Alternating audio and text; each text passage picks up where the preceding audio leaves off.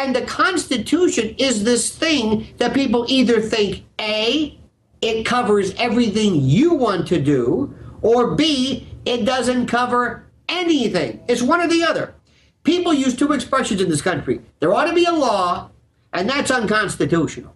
And we use unconstitutional to mean that's not fair, or that's not right, or somebody's telling me I can't do something. Yet when you say, well, no, the Constitution says this, and they say, wait a minute, hold it. You're acting crazy. When, what was it? Who was it? Newsweek or Time who said, does the Constitution matter? Yeah, it was Newsweek. Listen, that's a great way to put it, though. You bring out the Ten Commandments even, or you bring out the rules of football. People really get into that, fans, knowing every little thing. They'll even have the books and sit there and check the refs. Oh, yeah. But you bring up the Constitution. I've had police tell me, I don't want to hear that, and start laughing. I've seen cases where judges have said, in state and federal, don't bring the Constitution in my courtroom. I've got footage of police in my film Road to Tyranny at a checkpoint in their own squad cars. The woman says, you can't search my car. This is a checkpoint. They drag her out, and they find a pocket Constitution, and they start heavy breathing, Lionel, like they found Satan's baby or something in the trunk. I mean, how did they get it to where it's not only seen as kooky, it's seen as dangerous? There's also something, it's an excellent point. There's something which I absolutely have felt, Alex, since the beginning of when I first started prosecuting. The dumbest thing that we do in this country is to criminalize drug abuse and to criminalize drugs. It's insane. That's like suggesting I'm going to stop diabetes by arresting diabetics. Or I'm going to stop somebody eating a big gulp or drinking a big gulp and say, all right, drop that Twinkie, fatso, up against the wall. You're under arrest. Why? Because diabetes causes X amount of billions of dollars. Now, when Ron Paul, they say, are you for legalizing drugs? This is their thing. It's like, no, that's not what he's for. The question is simply this. There are some things in the world that we don't necessarily need to stop through law enforcement. People love law enforcement. It's funny, Alex, if you talk about, well, I got an idea. Why don't we talk about more money to represent people charged with laws who can't afford a lawyer? Oh, no. Wait a minute. You wanted more laws, right? Yes. You wanted more law enforcement, yes. Well, then we're going to need more lawyers and public defenders and legal aid. Oh, no. Wait a minute. What do you want? I want people locked up. I don't want them to keep their mouths shut. And I don't want them to even think about fighting the charge. Then we talk about this. What about jail overcrowding? Try this one. Try saying, listen, I want to build more prisons, but not in your neighborhood. Or I'm going to put prisons, or we can do the Sheriff Arpaio, which he makes some interesting points, but we're going to put people in Abu Ghraib. We are becoming, little by little, systematically, this draconian third world, militaristic, it's the Stanford prison experiment all over again. It's the Milgram experiment. And I'm telling you what's also interesting. I was watching TV Land the other day with my wife, and I was watching Andy Griffith's show, never wore a gun, peace officer, public servant, the guy from Norman Rockwell. Remember that? Hey, son, if you're lost, I want you to go to that police officer. He's your friend. I remember when I was a kid, I'm 53, I never saw a SWAT uniform. Now, they don't even have a uniform. We're becoming systematically habituated to this idea through this hyper-militarized transition. The police now wear helmets and shields and M4s and Kevlar and magazines and RoboCop knee pad. What are the knee pads for? What, for prone firing? What is this? And then we're getting people who don't want to be cops to help, to find that lost kid. Oh, no, they want to be a big shot, Alex. Give me that there gun. Give me that badge. Yeah, buddy. I'm going to do it. And we're seeing this little by little, systematically, incrementally. And what's happening is that while all this is happening, the country is in a daze. I don't understand what will it take. And then recently, when people did finally do something with Occupy Wall Street, granted, Their message may not have been the most lucid at times, at least pockets of it. We laughed at them. I was so happy, Alex. And I saw it here in New York in Zuccotti Park. By the way, they made Zuccotti Park seem like Central Park. You should have seen this. It was a postage stamp. There's no... Zuccotti Park is like... Nobody even knew where this place was. It's a name. But when people dared to stand up, the first thing people said was, shut them down. And what happened? This was the year of the pepper spray. Remember that fellow walking around with his crop dusting people who dared to speak their mind? And what did Americans secretly do? They applauded the police. They applauded the vanquishing and the cessation of dissent. But you know what that is subconsciously? A lot of people, we see this in Rome and other tyrannies when Rome was declining, they just bet on whoever they think's going to win. So even though they don't like it, they go, well, I feel good getting with the power structure. Even though it's screwing me, I at least can feel like if I'm going to be raped, I'm going to enjoy it. And, that's pretty much the mindset of what we're dealing with here. Lionel, there's so many other issues I wanted to talk to you about, but we're almost out of time. But you talk about Ron Paul just trying to follow the Constitution.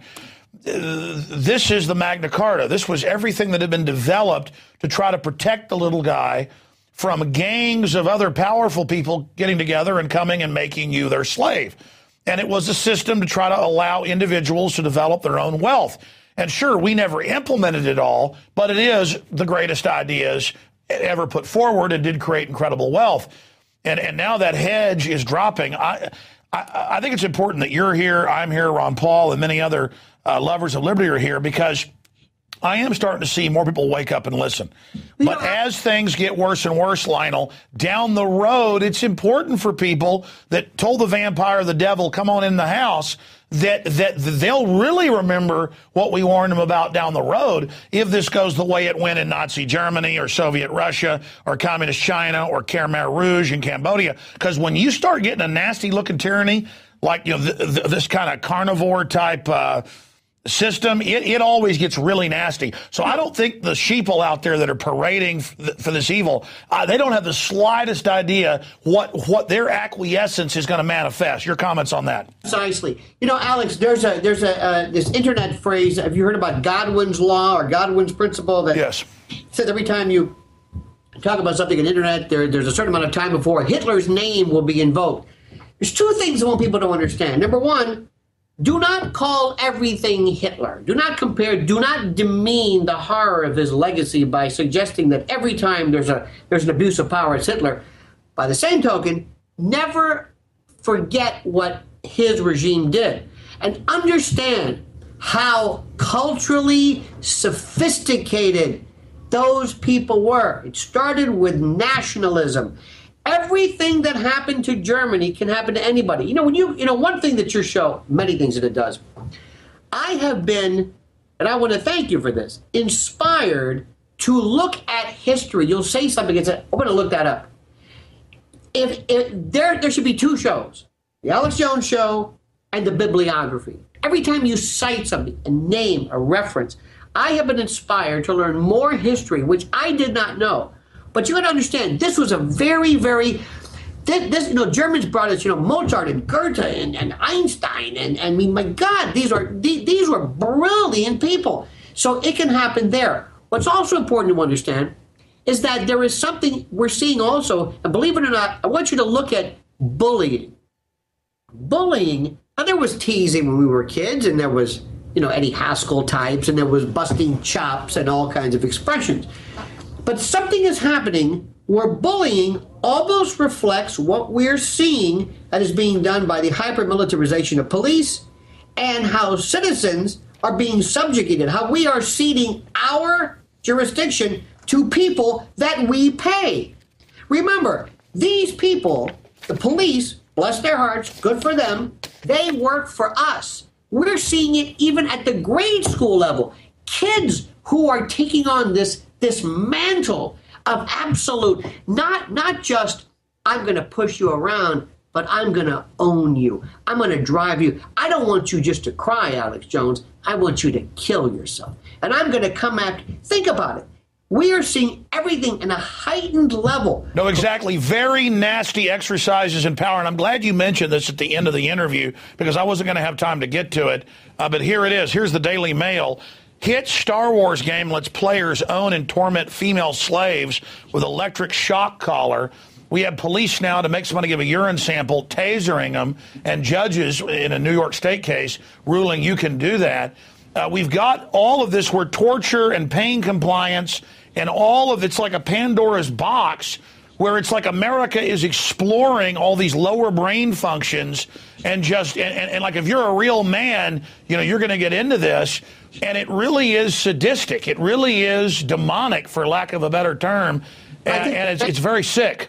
The greatest example you will see when historians look back, Alex, during this part, and again on Lionel Media, I've talked about this since, I can't remember when I started, but somebody somewhere, I just imagine in my movie that I'm going to be doing as Psychologist General, we close the door, and whether it's Janet Napolitano or Chertoff or whoever, and we sit back and we say, gentlemen, here's to you. Toast to you. I never thought they would put up with this.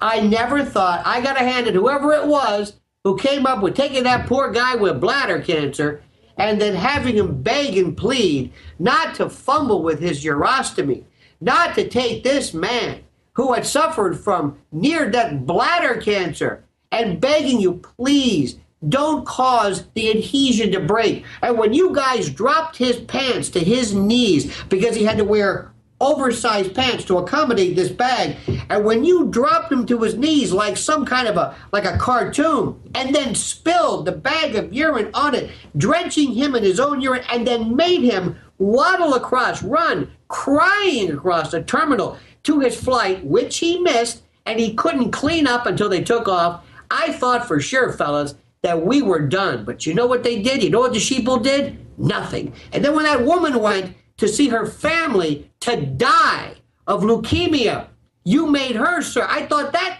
they didn't do anything. And Miss USA, when they went in her vagina, and now they're groping small girls, and now they're lying about the radiation exposure. It is a religion of submission to evil, and that's why I only use the Nazi or Soviet term at the proper point, because these tyrants are trying to consciously mimic it, and that's where this road is leading, where we let the worst of us, those that want to press on the nerve of power, like O'Brien tells Winston, we're building a society where it gets more brutal. It's about trampling and being trampled on, O'Brien tells Winston.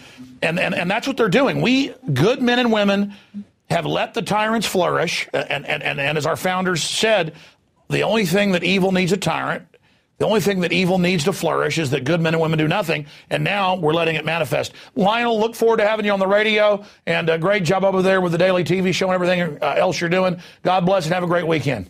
Thank you so much, Alex. Happy New Year, sir. Good talking to you. You too. Say hi to your wife for me. Wow, great talking to Lionel. We're going to go to break and come back with more news and information. It's Infowars Nightly News, and we're scheduled to have a special in-studio guest as well, right along the same parallel of the expanding police state. It's Infowars Nightly News. Stay with us. If you believe in this information and want to support its viral spread, go to the Infowars store at Infowars.com.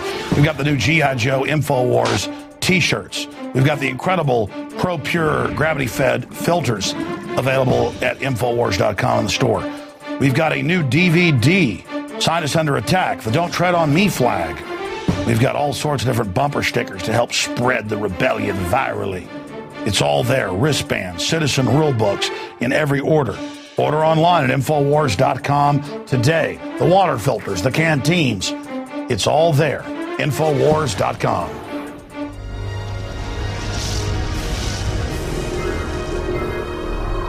To call what I did a crime is ridiculous. Michael Allison publicly recorded law enforcement in Robinson, Illinois. Now he's charged with 5 felonies with 15 years in prison for each count. That's a total of 75 years if convicted. 75 years in prison.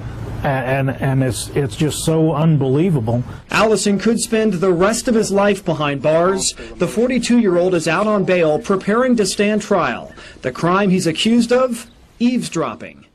You remember Mr. Allison. We had him here on the broadcast. He was facing life in prison for filming police.